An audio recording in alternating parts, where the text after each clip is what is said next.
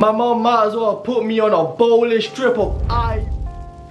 The 6th of August.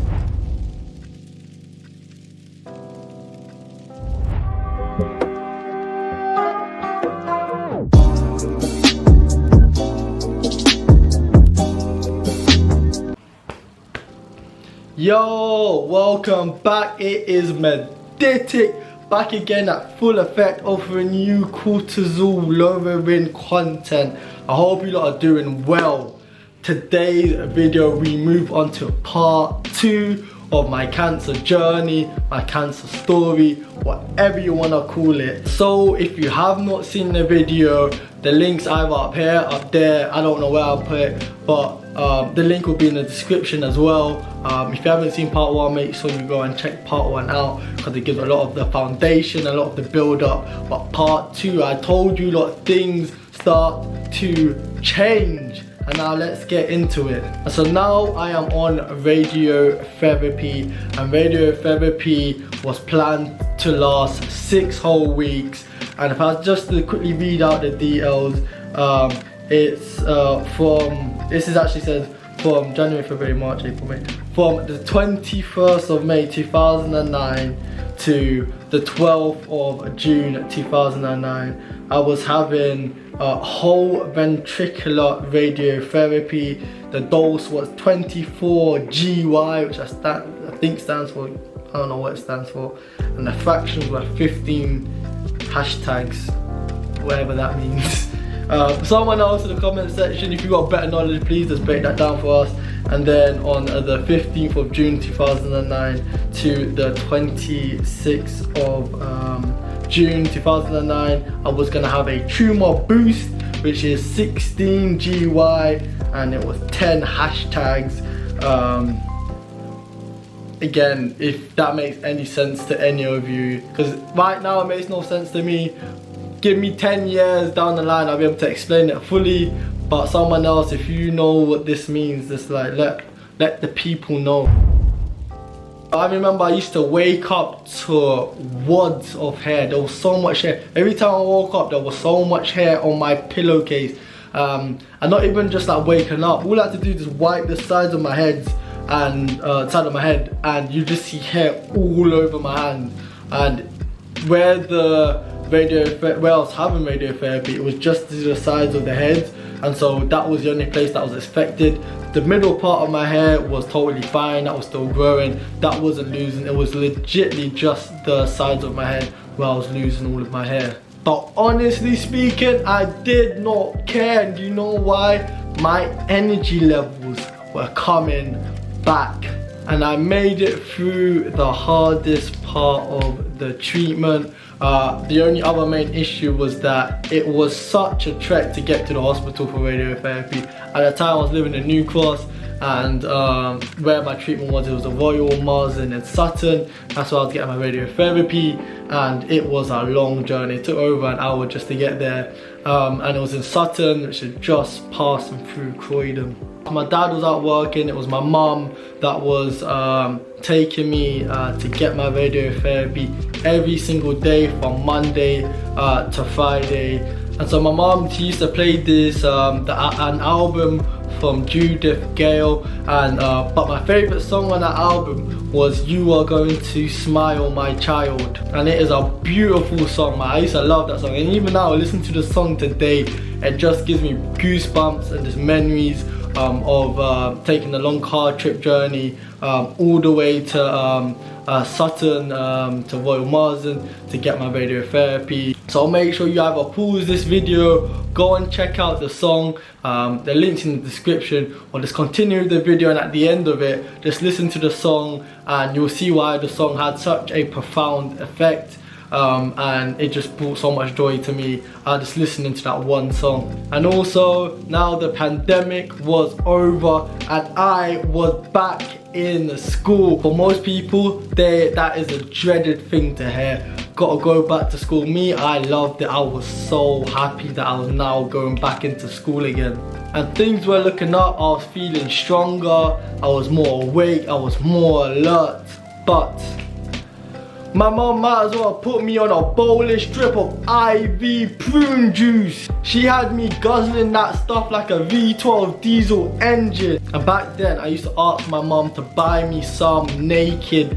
That juice, it is so good, it was so nice. Yes, it puts you at risk for type 7 diabetes if you drink too much of it, but it helped to get rid of that dirty prune juice taste out of my mouth. And as my energy level started increasing like a bag of mitochondria, I started to test out my speed. And I was naughty boy for 3 minutes 44 seconds because I was running. Because if I lose myself, I lose it all. I needed to take things easy, need to slow it down. I got a shunt in my head. Not too long ago, got through surgery, still having radiotherapy. Just chill, slow it down. But what my mum didn't realize is that I was Black Speedy Gonzalo. You can't just tell me to slow down. And so not too long after, my mum tasked me with buying some fish and chips. Now that's a simple task for any old 11-year-old boy. But me, I wasn't just any 11-year-old boy. I was the fastest in my school. And so I buy the chips and the fish. And now, as I am walking back, I look at my mum, dead straight in the face. I can see her, she's sitting in her car. And so I start sprinting towards her. I was like, I gotta run. I need to run. So I start sprinting and I could feel the wind just blowing through me. I was like aerodynamic because I had my Mohican as well. So I was just cutting through the wind. And then I felt my right leg buckle. And I was like, oh no, this is not good. And so the first thing I think to do is to save the chips. So I put the chips up in the air, almost like in Lion King, but with chips. But I was extremely lucky because my left leg had just about enough momentum to get my balance straight. And then after that, well, I was walking gingerly back to my mum's car and I got the Caribbean death stare from my mum. And at that moment, cancer was no longer my biggest fear and no longer the biggest threat to my life.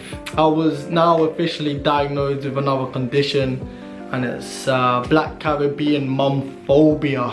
And so, did I stop running? Not quite. So in our PE sessions, we had a lot of races. Why?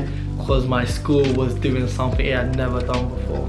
My primary school was about to enter a competition about running, about who is the fastest person in the school that is going to represent Childeric Primary School. And I was running for my life. And I think I won the race. I either won the race or I came second. It was one or the other. But I'm pretty sure I won the race because I was the fastest kid in my school. But either way, it was irrelevant because I had qualified.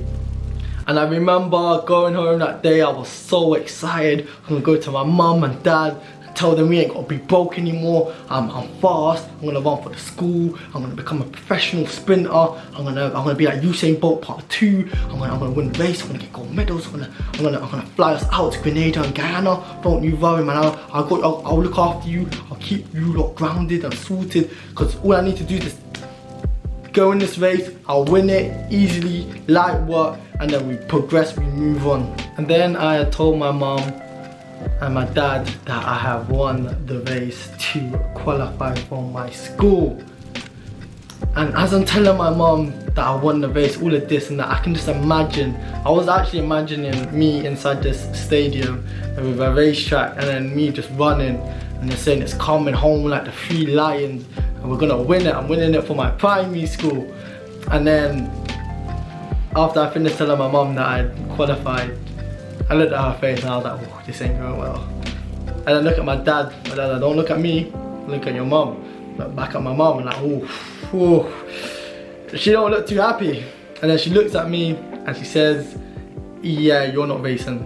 You do understand that you're still in treatment, you're still healing. You can't be running around like some madman. And at this stage, I needed an MOT. Why? Because I had broke down. I was crying. It felt like I'm not even joking. After I finished that crying session, I needed a new pillow, a new pillowcase, and I needed oral rehydration therapy. And my dreams were crushed. Time was ticking, day in and day out having my radiotherapy. 6 weeks was very fastly approaching, and then the 6th of August had arrived, 2009. Had my last session of radiotherapy. It was done. And I got the best certificate I hold today. Better than my first class honours, better than my A-levels and my GCSEs, or they were bad anyway. But it's the best certificate I have to date. It's this one right here. This one right here, come on. I had completed radiotherapy and I have gotten my certificate. 2 Kai Newton reading has completed his course of radiotherapy at the Royal Marsden Hospital. Well done. Big up the Arsenal. Back in those days we were doing bits. Now, and I was so happy. Treatment was done, finished, finally went through it all. And it was time to resume my childhood. And I had an MRI scan and they checked it and it was all clear. I had completed radiotherapy, I had completed my 2 weeks of chemotherapy, and I am officially 1-0, baby, against cancer. I am 1-0. But, more buts like the Nicki Minaj video. I've retired. I am not fighting this fight anymore. I'm finishing with 1-0 against cancer, God willing. I don't want to go through that stuff again. I'm telling you, it was not worth the stress and it was not worth it, but I still get the victory at the end of the day. Hashtag no rematch clauses. No, not again. I'm done. And that was my cancer story. It was my cancer journey. I hope you lot enjoyed the video. I hope it's given you some sort of motivation or some sort of inspiration or something. If it has, just let me know in the comment section. Also, make sure don't forget to smash the meditics out the likes. Also, don't be selfish. There's enough meditic to go around. Make sure you share this video and help inspire or motivate people. And hopefully I get to see you in the next video. And so it's been your boy Meditic. I'm signing out. Peace.